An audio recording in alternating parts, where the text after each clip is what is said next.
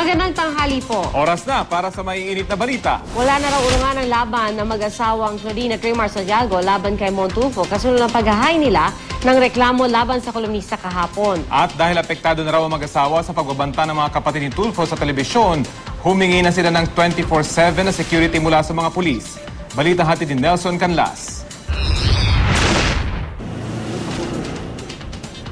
Nakatungkod ang aktres na si Claudine Barreto nang dumating sa Pasay Prosecutor's Office bandang alas 3 ng hapon. Kasama niya ang asawang si Raymar Santiago. Naghain na sila ng reklamang physical injuries at paglabag sa Republic Act 7610 laban sa kolumnista at broadcaster na si Ramon Tulfo. Physical injuries para raw sa paninipa ng kolumnista kay Claudine. Ang RA 7610 o ang Special Protection of Children Against Abuse, Exploitation and Discrimination Act naman dahil sa trauma na inabot ng mga anak nang makitang sinasaktan daw ang kanilang ina.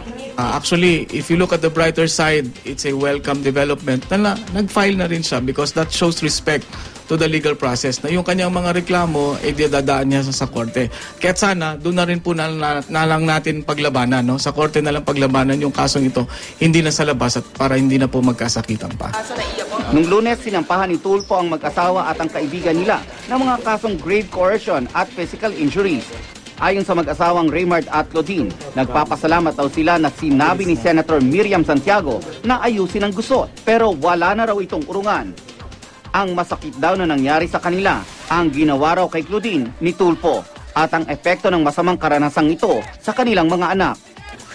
Yung pananakit sa akin ni Montulfo, yung panununtok niya at paninipa niya, yun, kaya ko pagbigyan eh.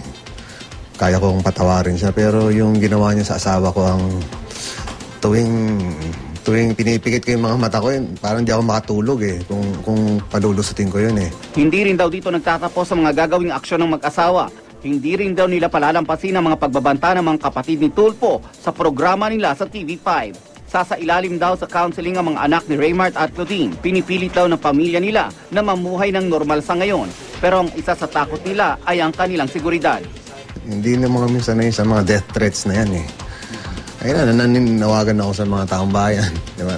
Sana pag nakikita nila kami sa labas, sana bukas din ang kanilang mga mata na kung meron din tumitira sa amin o mag-a-attack. Kasi hindi ko alam di ba, parang sino ba sisisihin ngayon kung may mangyari masama sa amin kundi sila dahil doon sa ginawa nila, di ba? Nelson Canlas, GMA News.